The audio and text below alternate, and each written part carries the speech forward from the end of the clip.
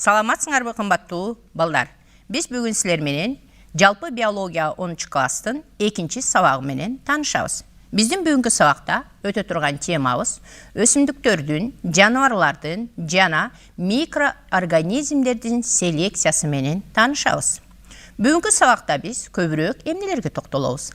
Албетте, өсүмдүктөрдүн, жаныбарлардын жана микроорганизмдердин селекциясы менен таанышып, андан сырткары өсүмдүктөрдүн, жаныбарлардын жана микроорганизмдердин селекциясынын бүгүнкү күндөгү жетишкендиктери менен таанышып, билимибизди калыптандырабыз. Андан сырткары селекциянын ыкмаларын биз бүгүнкү күнгө чейин токтолуп келгенбиз. Мына ошону жашообузда кандай колдонууну үйрөнөбүз.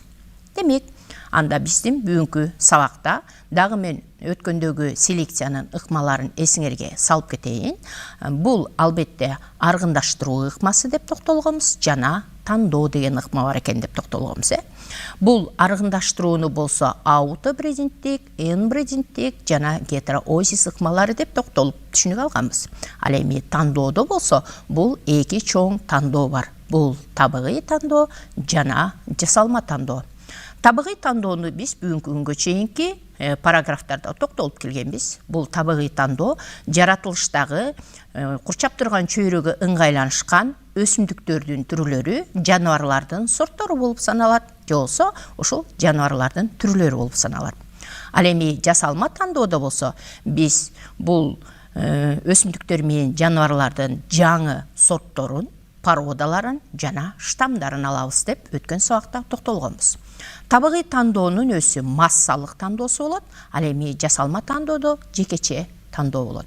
Эсиңерге салып коеюн, албетте бул массалык тандоо бул өсүмдүктөр үчүн гана тиешелүү. Жаныбарларга биз массалык тандоо жүргүзө албайбыз.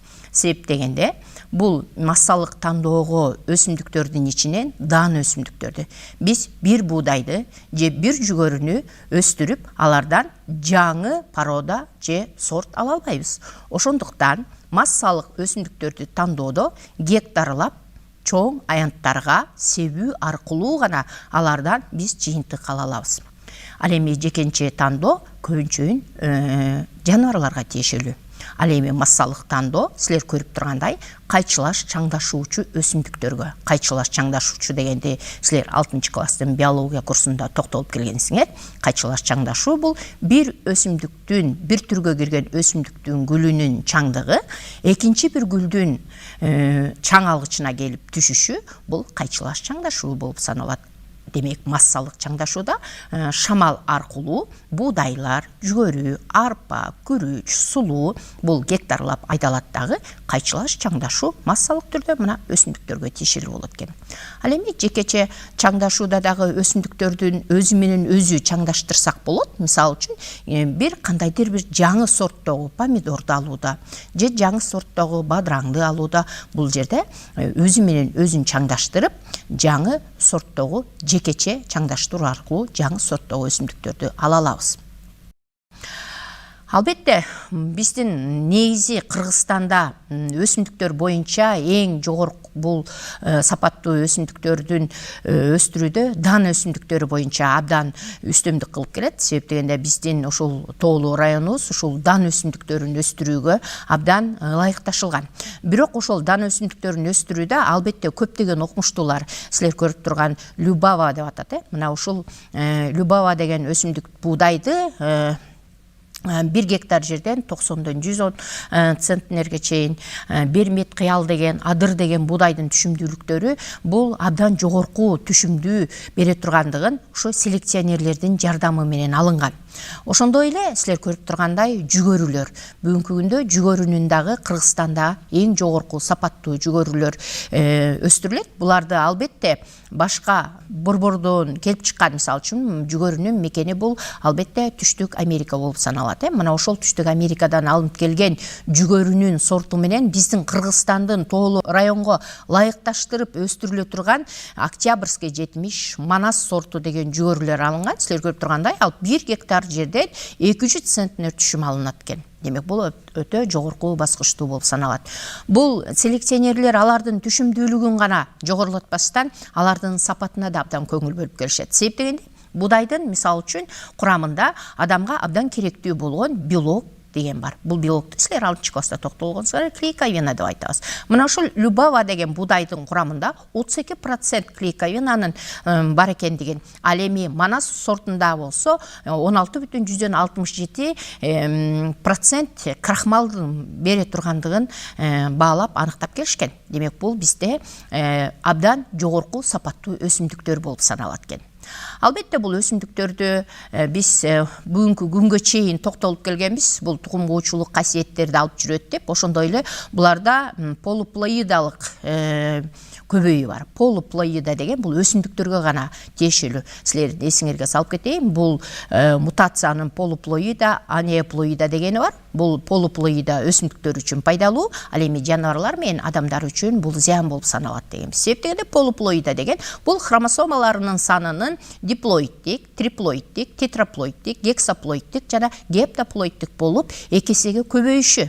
Канчалык өсүмдүктөрдүн хромосомаларынын саны көбөйсө, ошончолук алардын сапаттуулугу, түшүмдүүлүгү, формасынын чоңдугу алардыкы жакшыра баштайт. Ал эми жаныбарлар менен адамдар үчүн полуплоида бул өтө коркунучтуу мутацияны алып келе тургандыгын токтолуп келгенбиз. Башча айтканда, мисал үчүн адамда бир хромосома эле 47 хромосома болуп калса, Даун синдрому пайда боло тургандыгына токтолгонбуз. Демек, бул өсүмдүктөрдүн селекционерлери өсүмдүктөрдүн жаңы сортторун алып жаткан кезде полуплоида ыкмасын көбүрөөк колдонушат экен. Мындан башка дагы биздин Кыргызстанда албетте мөмө өсүмдүктөрү өстүрүлөт. Мына ошол биздин Кыргызстанда сыртка экспортко биздин апорт алмаларыбыз, Семирянка ренет деген алмаларыбыз, же болсо Бурхат ренет деген алмаларыбыз экспорттоп сыртка чыгарылат. Себеп дегенде бул өсүмдүктөрдүн дагы мөмөлөрдүн селекционерлердин жардамы менен биздин Кыргызстанда 15тен ашык түрү бар, же болсо сорту бар. Ошондой эле биз жана сабактын башында дагы токтолуп кеткенбиз, өткөн сабакта да токтолгонбуз. Кышка чыдамдуу, калың болгон кышкы бера деген өсүмдүк алмурттун алынышы. Бул дагы селекционерлердин жардамы менен алынган. Бүгүнкү күндө бул алмурт дагы биздин чектеш мамлекеттерибизге экспортко чыгып турат. Ошондой эле токой чүрөгү деген эрте бышычу, анан талгар деген алмуртту баарыбыз тең жакшы билебиз. Бул кышында дагы жакшы сакталып, сапаттуулугун жоготпойт. Демек, бул Кыргызстандын селекционерлеринин жардамы менен Кыргызстандын мөмөлөрү дагы бүгүн бизде абдан жакшы иштетилип, бизге экспортко чыгарылып турат экен. Ошондой эле Кыргызстандын мөмө өсүмдүктөрүнө шабдалы да кирет. Шабдалыны силер эсиңерге салып коеюн, бул Кытайда биринчилерден болуп, кара өрүк менен миндалды аргындаштырып, анан жаңы биздин Кыргызстанга чыдамдуу болгон шабдалы келип чыккан.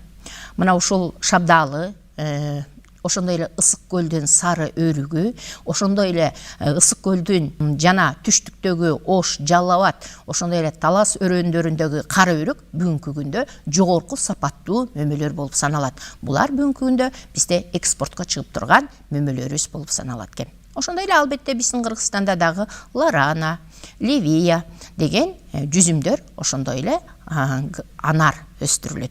Бул мөмөлөрдүн бардыгы тең биздин Кыргызстандын экологиясына, географиялык абалына дал келгендей кылып, селекционерлердин жардамы менен кыйыштыруу аркылуу алынган. Бүгүнкү күндө өтө сапаттуу, жогору болгон мөмөлөр биздин Кыргызстандын экономикасына эң көптөгөн салым кошуп турат.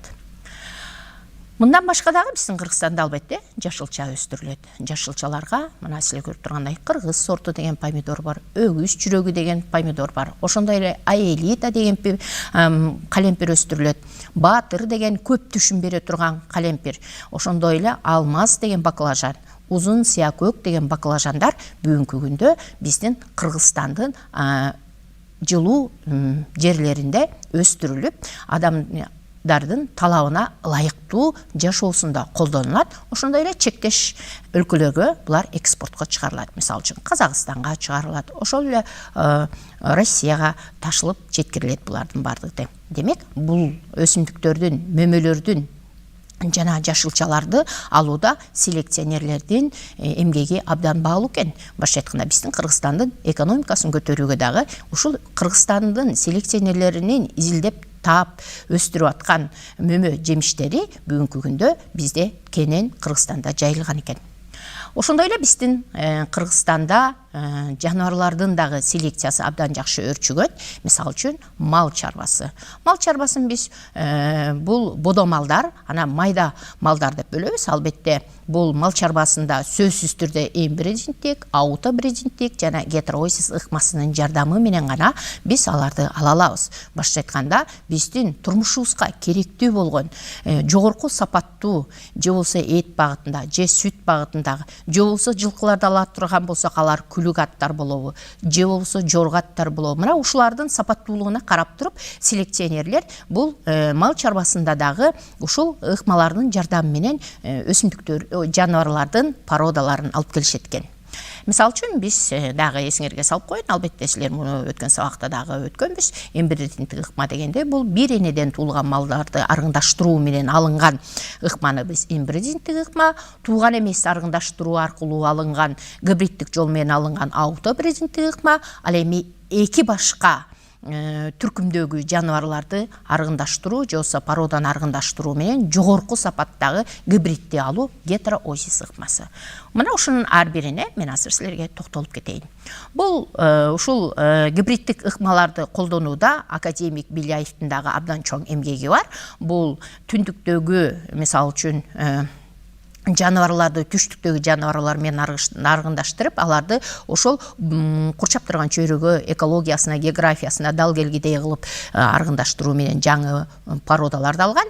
Ошондой эле Беляев биздин Кыргызстанга негизинен колго үйрөтүүнүн табыгый тандоонун формалары боюнча токтолуп келген экен. Бул албетте өзгөргүчтүктүн кескин жогорулата тургандыгын аныктаган. Буга мисалы үчүн силер көрүп тургандай түндүк баалуу түлкүсү менен кара калтар деп коебуз, мына ушул экөөнү аргындаштыруудан боз түстөгү эң жогорку сапаттуу түлкүнү алган. Бул албетте адамдын ошол керектөөсүнө карата ыңгайланышып алынган. Себеп дегенде булардын териси абдан баалуу. Мисалы үчүн боз түстөгү баалуу түлкүнүн териси ошол убактагы, мисалы үчүн 70-80, 90 жылкы адамдардын жашоосуна, керектөөсүнө керек болгон тери болуп саналган. Мына ошол убакта Беляев өзүнүн эмгегинде ушул териси баалуу жаныбарларды аргындаштыруу менен жаңы жогорку сапаттуу жаныбарларды ала алган. Андан башка дагы биздин Кыргызстанда бодомалдардын селекциялары абдан жакшы өрчүгөн. Буларды биз негизинен Кыргызстанда 3 тукумдагы бодомалды өстүрүлөт. Бул албетте, мисалы үчүн, уйду алып карай турган болсок, сүт берүүчү, алато бул уyu бул дагы сүт берүүчү уйларга кирет. Ангус деген бул эт багытындагы, ошондой холма уyu бул эт жана сүт багытындагы уйлар. Холма уyu биз баарыбыздын жакшы билебиз, бир Украинанын холма деген уyu менен аргындаштырылган. Аршир болсо бул Белоруссиянын сүт берүүчү уyu менен аргындаштырылган. Бүгүнкү күндө бизде Олиата деген жаңы эт дагы, сүт дагы багытындагы бодомал өстүрүлүп келет. Ар бир бодомалдарда, мисалы үчүн, бизде топоз бар. Бул топозду кыргыздар көбүнчө сүтүн, жүнүн өзлөрүнүн жашоосунда керек дейт. Мына ошондуктан бизде бул бодомалдардын ичинен топоз да өндүрүү бул өтө маанилүү. Бирок топоз бардык жерде эле өсө жашай бербейт. Бул көбүнчө тоолуу, суук жерлерде, демек бул нарын өрөөрүндө, ошондой эле таластын жогорку тоолуу айылдарында жана чаткалда өстүрүлүшү мүмкүн экен. Мындан башка дагы албетте асыл тукумдуу Кыргызстандын жылкылары бар. Бардыгыбыз жакшы билебиз, ар бир областта конь завод дегендер бар. Демек, бул ал жерде жылкы өндүрүүчү завод болуп эсептелет. Биздин Кыргызстаныбыз өзү эле кыргыз эли атка ушунчалык жакын. Бул ошол аттын абдан баалап келишет. Мына ошол баалуулугу боюнча ар кандай жогорку породадагы асыл тукумдарды алганга аракет кылышат. Мына кыргыз тулпары. Кыргыз тулпары каяктан келип чыккан? Албетте бул кыргыз тулпары араб тукуму менен фецвал деген тукум экөөнү аргындаштыруудан кыргыз тулпарын алышкан. Андан сырткары Колорадо деген бул албетте Колорадо көбүнчө биздин Кыргызстанда жакында эле силер бул боюнча дагы түшүнүк алдыңар болуш керек. Америкадан атайын келип ушул Колорадо деген тукум Кыргызстанда бар экендигин баалап кетишкен. Бул Колорадо тукуму албетте Англиянын жана торнадосы менен ошондой эле хмель деген өтө сапаттуу араптын атын экөөнүн аргындаштыруунун ортосундан ушул Колорадо деген аттын тукуму келип чыккан. Бул албетте биз бул Кыргызстандын асыл тукумдуулугунда биз анын жорго же болбосо күлүк кылып бакпастан, алардын албетте сүттөрүн дары катары дагы биздин эң баалуу суусундуубуз болуп саналган кымыздын дагы бере турган сапатына карап туруп, алардын дагы породаларын алабыз. Мындан башка дагы селекциянын микроорганизмдердин селекциясы биздин Кыргызстанда албетте өнүктүрүлүп келет. Бул микроорганизмдерди биз жасалма мутагенез жана табигый мутагенез деп эки чоң топко бөлөбүз. Жасалма мутагенестин жардамы менен биз микроорганизмдерден антибиотиктерди алабыз, базды алабыз, баз деген биологиялык активдүү заттарды алабыз, азыктык кошулмаларды алабыз, ачыткычтарды, дрожждорду алабыз. Бул микроорганизмдерден албетте 7-класстын биология курсунда да токтолуп келгенсиңер. Мисалы үчүн бубак козгарындар. Ошо бубак козгарынды өстүрүү аркылуу пенициллин деген антибиотикти ошо бубак козгарындан аларыбызды баарыбыз тең жакшы билебиз. Ошондой эле ачыткычтар, дрожж, муну дагы ар кандай, мисалы үчүн бизде молочный ачыткычтар бар, мисалы үчүн айранды алууда, сырды алууда сөзсүз түрдө биз ачыткыч бактерияларды колдонуу аркылуу гана аларды эмне кыла алабыз, ачытып өзүбүзгө керектүү болгон сапаттуу продукцияларды ала алабыз, азыктарды. Андан башка табигый мутагенез. Бул табигый мутагенестин жардамы менен микроорганизмдерде күндүн нуру аркылуу, рентген нурлары аркылуу жана радиациянын таасири аркылуу дагы микроорганизмдерди алса болот.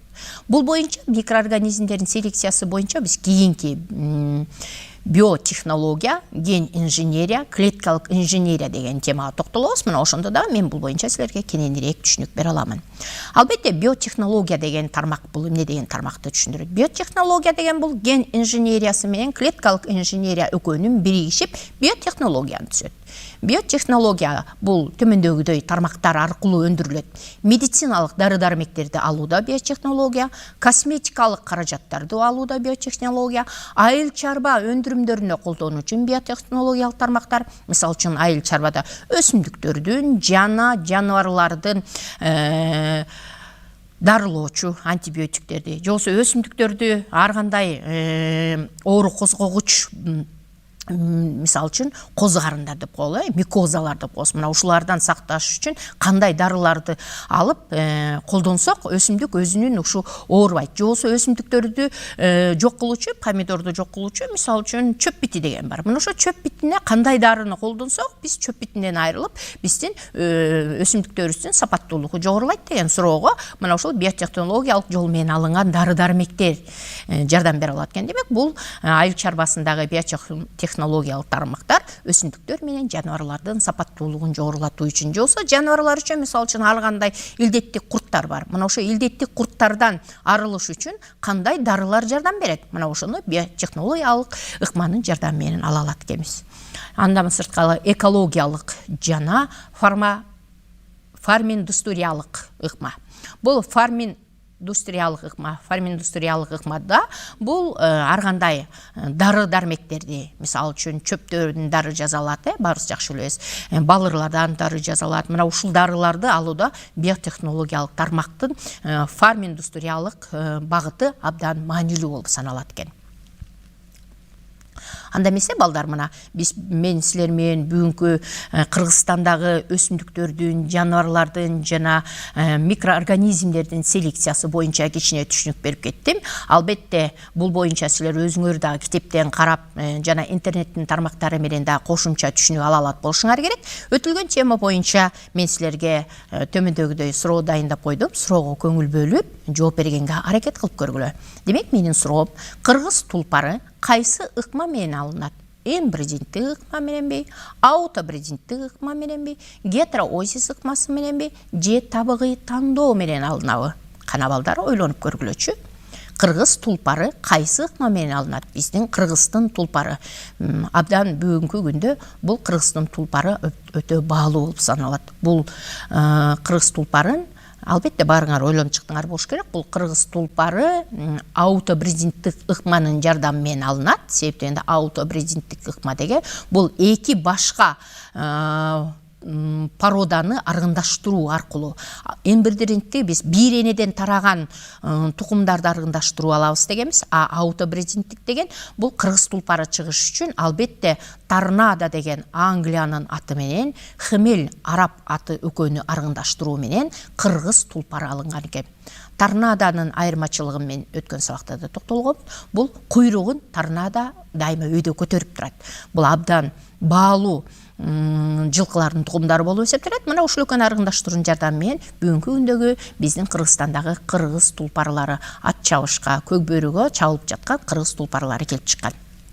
Эмесе балдар, мына бүгүн мен силер менен ушул Кыргызстандагы өсүмдүктөрдүн, жаныбарлардын, микроорганизмдердин селекциялык жол менен алынган порода сорттору жана штамдары боюнча аз да болсо түшүнүк бердим болуш керек. Албетте биотехнология боюнча кийинки сабакта дагы кененирээк токтолобуз. Албетте силер үйдөн ушул селекциялык Кыргызстандын кызыл китебине киргизилген өсүмдүктөр да бар. Мына ошол боюнча да токтолуп карап чыккыла. Андан сырткары Кыргызстандагы өсүмдүктөрдүн дагы кандай сорттору, кандай жаңы жаныбарлардын породалары бар. Мына ушул боюнча дагы өзүңөр түшүнүк кабыл алганга аракет кылат болушуңар керек. Ушуну мен бүгүнкү сабагымы аяктайын. Кийинки сабакта жолугушканга чейин саламатта калгыла.